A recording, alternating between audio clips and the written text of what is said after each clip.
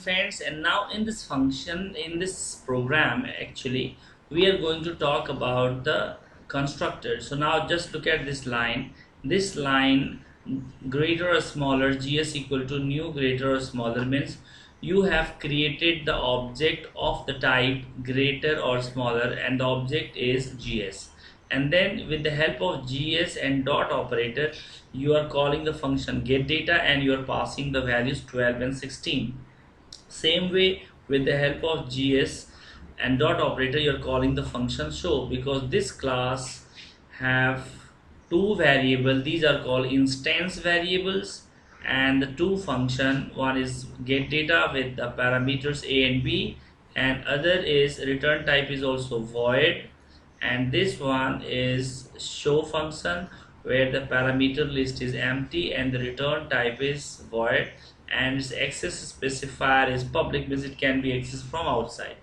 So there is something called the overhead cost of the CPU. It goes something like that, that whenever you call a function, then the CPU, which is busy in maintaining the system and getting the system ready to accept your command from the terminals or from anywhere, so the CPU is always busy doing the power management, memory management, and the many system functions. Like if you pay attention, just I'm for demonstration I'm showing this, just press alt control and del, then you will find alt control and del.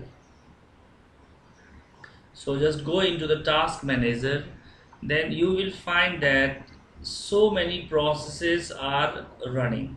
Now IntelliJ is running, my screen recorder is also running, task managers, and there are so many. If you just go by the performance of this, now you see that the CPU cycle 30% on 0.69 hertz, and this is going up and down like that. If you see that the number of processes, how many processes are running, then there are so many processes, they are all running. So this is the behavior of the operating system. And now if you see this history, details, startup, so many things are happening. So whenever you create a function, now we have to work with in the domain of this IntelliJ. Now you see this is cycle 66% of the memory, and this cycle 0.2 0.2 and then 0. So 0, now it is 0, still just to, because we are working in the IntelliJ idea. Now see how this is 0.1. so you see it is getting the time CPU attendance, or you can say the CPU response in chunks of times, not continuously. Like the CPU is not dedicated to IntelliJ idea, it just comes to it for a slice of time, and in that slice of time it has to work, and all these processes are getting the slices of the CPU cycles, and that's why this is also called the pseudo parallelism.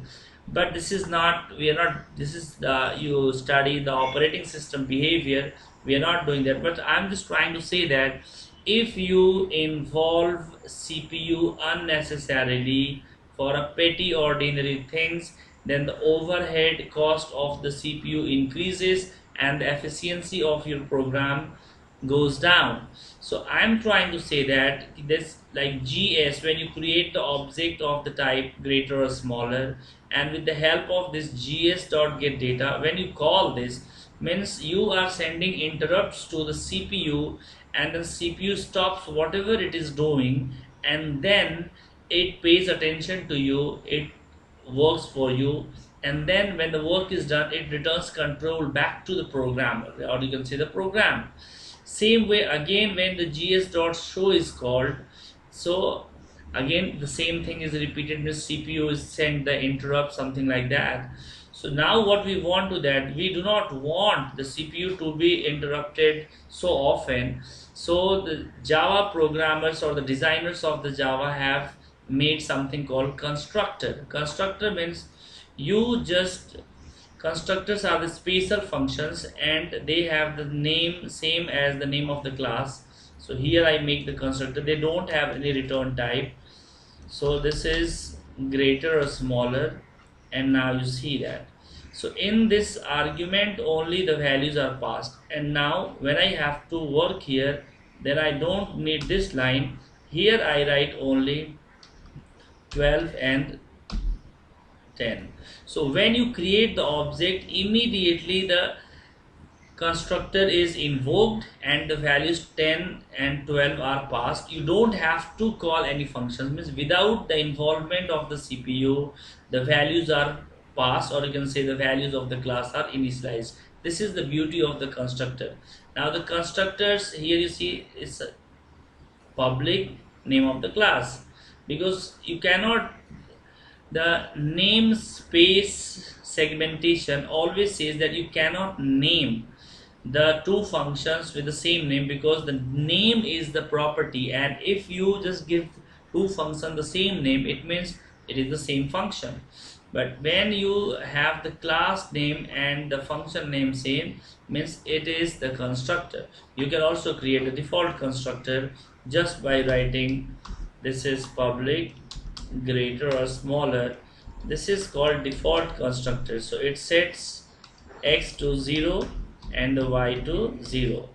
So now here if I say that I have created another,